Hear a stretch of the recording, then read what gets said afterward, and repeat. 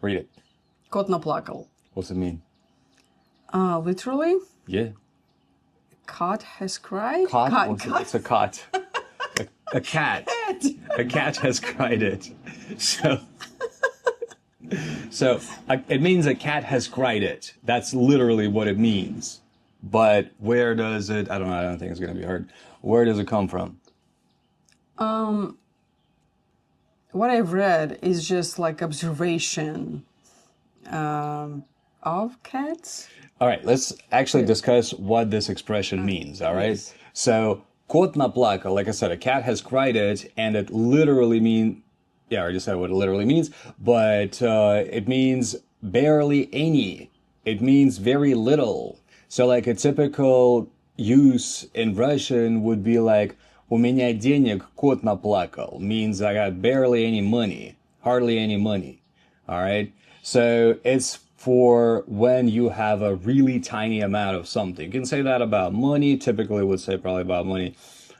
Somebody's like health even, you could say, like у него здоровье кот наплакал. Less typical, but you could say that. It would be understood. Like he's got barely any health, you know, kind of like that. So food, yeah, I got barely any food at home. У меня поесть, like у меня еды кот наплакал в доме. So where does it come from? Like, why? Because have you ever seen cat crying? Exactly. See, cats don't really cry, right? It's not something you see often, and if it happens, it's you know, it's very little. So Yeah. So if you can see like cat tears, it's gonna be like like barely any, right? Exactly. So yeah. So we got a couple of expressions like that. It's interesting that English has hardly any idiomatic expressions for this when you have hardly any something, right? So I could say that English has a cat has cried expressions that mean hardly any, right? But we got another one though. We got sgulkin nos, right? Which literally Gula is like the way a kid would call a pigeon, which is a golub, right? And gulka is like an additional suffix here. So sgulkin nos literally means like about the same as a pigeon's nose, right? About the same as a pigeon's beak. Well, it's actually nose for some reason, right? Not a beak in this saying, but sgulkin nos is also a very typical saying. I know you're going to mention your dad. No. Go ahead.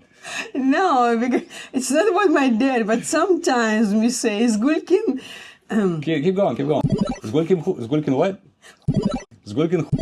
Yeah, this is like a more obscene version of the same thing. It's like about a pigeon's basically. Which is, I think, very, very small. It's the folk version of the same thing. Yes. So, yeah, here you go. So we got 3 idiomatic expressions for when you have very little of something. And I think these 3 are definitely a lot more fun than anything in English, unless I'm missing something, you know. So if you find something matching in English, or if you come from a culture where you have interesting expressions for when you got very little something, please write a comment. And if you got any questions about Russia, Russian culture, Russian expressions, etc., etc., etc., please write them in the comments as well. And we're going to pick the next one. Have you asked about like... Oh, yeah, please. Yeah, before we pick the next one, actually, Yes. while we're picking the next one, Yes. please don't forget to give us a like and subscribe to the Hat for a lot more randomness about anything that has to do with It's your the Russian turn, culture. actually. It is my turn. Okay, fine. I'll take it. Let's see, what is this? С глаз долой, из сердца вон. This is another Russian expression. Literally means, actually there is an English equivalent. Out of sight, out of mind. So, Do we need to... no, I don't know why we left it, because it's like literally the same thing in English. С глаз долой, из сердца вон, out of sight, out of mind. I'm gonna pick the next one. Let's see. What is this? What does Oh my God. A voice. What does a voice really mean? And can any foreigner understand it? This is an interesting case of an expression that's like not used as often probably anymore, but it's so ingrained in the Russian mentality that it definitely merits a separate video on this.